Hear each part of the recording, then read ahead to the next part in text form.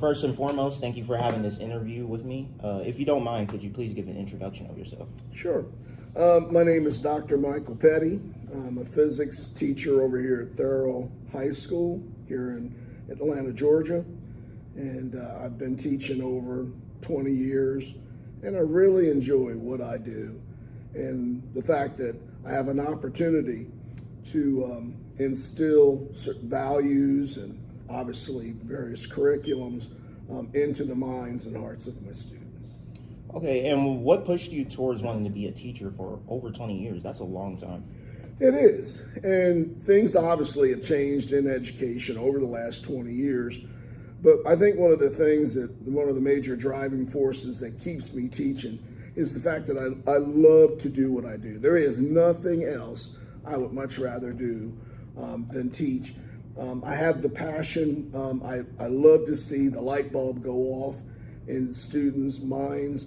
I like to, create various scenarios for them that they could at some point give it great thought.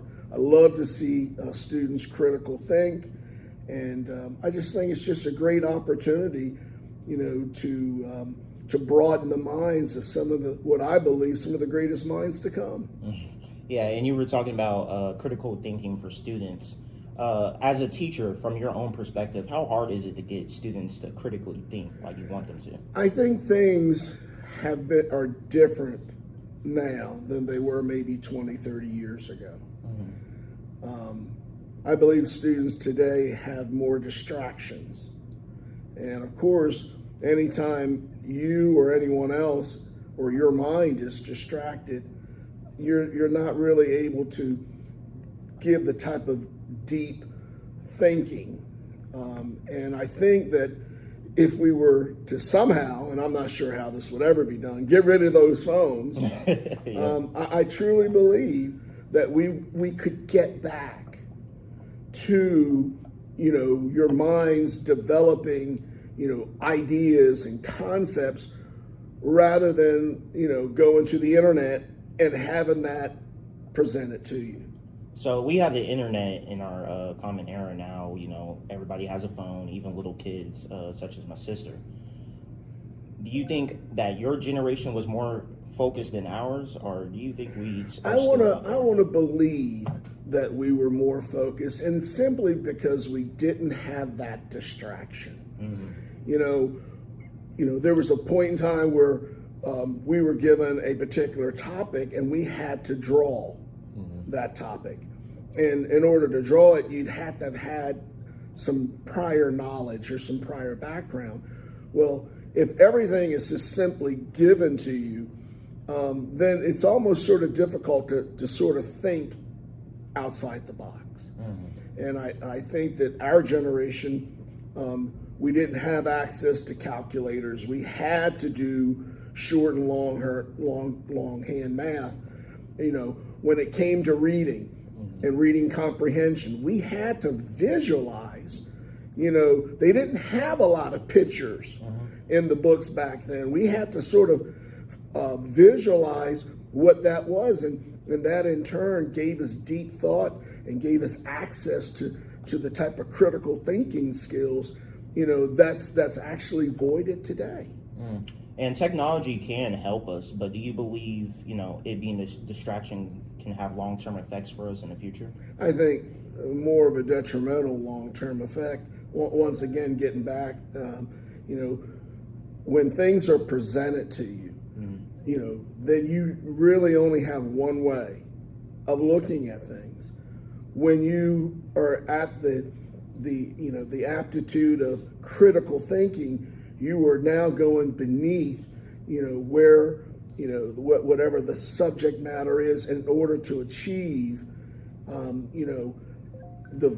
vision or the concept that you're really reaching for. And I think that that's just something that's kind of voided today.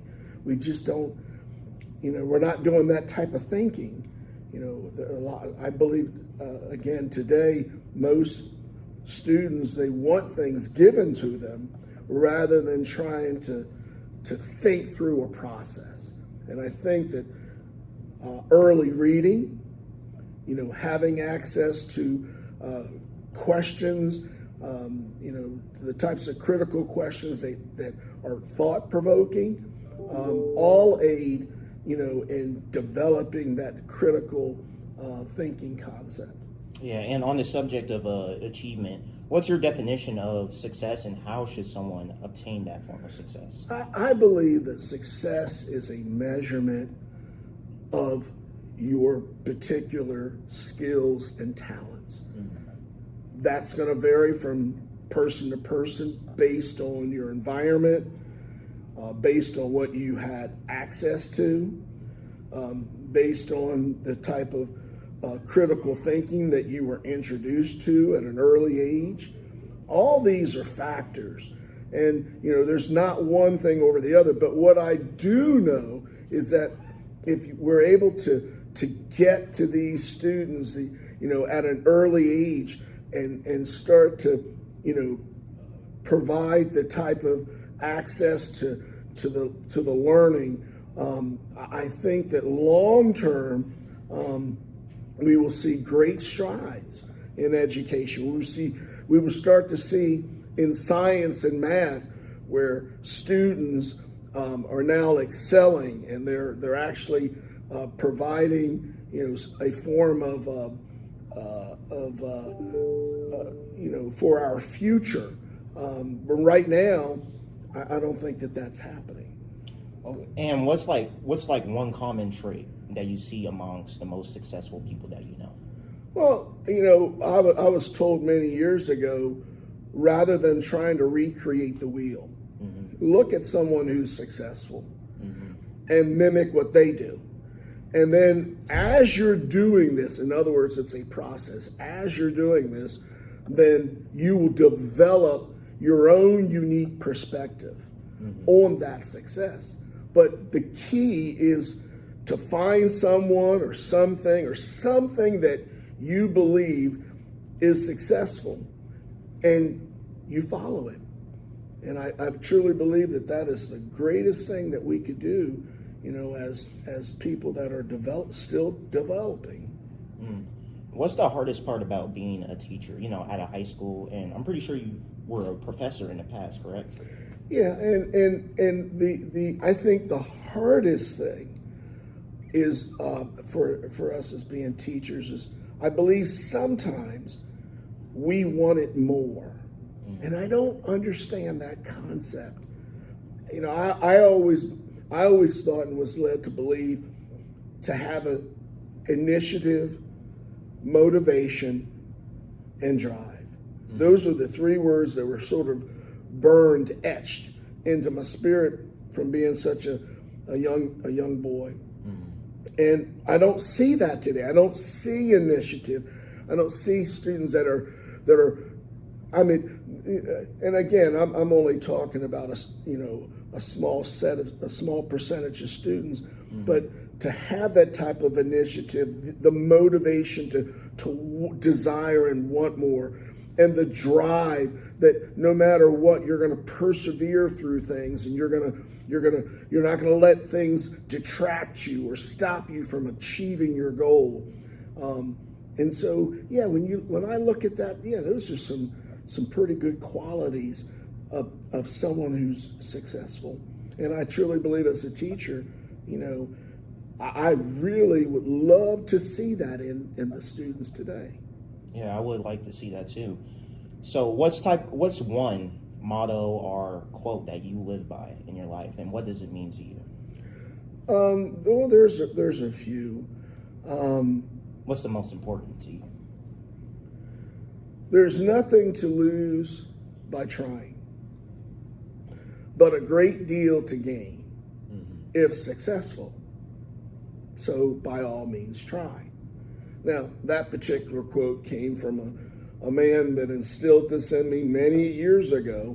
His name is W. Clement Stone, and he was an entrepreneur, a success coach, and I learned that at an early age. So often we're afraid of not succeeding. I even see in my class, there are some students I know they know the answer, but they're afraid to voice it in fear that other people may look at them and think that, they don't have the right answer. But if we would all embrace that concept of not being afraid to try. And I think through trying and failures, we sort of build ourselves towards that thing called success. And success feels good. Failure doesn't feel good. Yeah. And I think that's the reason why most don't want to go outside of the comfort zone. What do you think it will take in order for those students to get over that comfort zone and say, you know what, this is what I'm going to do. I'm going to critically think, even if people think that I'm crazy. I think that, just students in general have to get over this thing of failure. It's okay to fail. Mm-hmm. When we look at in history, it's some of the greatest people that we know of, people like Abraham Lincoln, people of other statures. They went through this thing called a process. Mm-hmm. Nowadays, I believe, and it's just my belief, that most students of this era don't want to go through the process. They just want to jump right from here to there, whatever there is, and they want to skip that whole process. And it's the process that you go through that builds character. It builds character, it produces perseverance, and it is certainly something that at the end, when you look back and you go, wow, look at what I went through, then success feels good and it's more achievable. What's one skill that you believe a student can pick up that will help them succeed later on in their future? I think one skill would be the skill of perseverance, okay? Where you understand that in order to get from point A to point B, you have to go through some things, that there's a process. And not being discouraged or dejected simply because there were obstacles in your way, that you see those obstacles as an opportunity to persevere, to pass through, and know that success is just a day away. I think that's the key. Well, I appreciate it. That was a lot of wisdom. I'm pretty sure the audience will be informed. So I appreciate you having this interview with me. Thank you for taking the time. Well, thank you.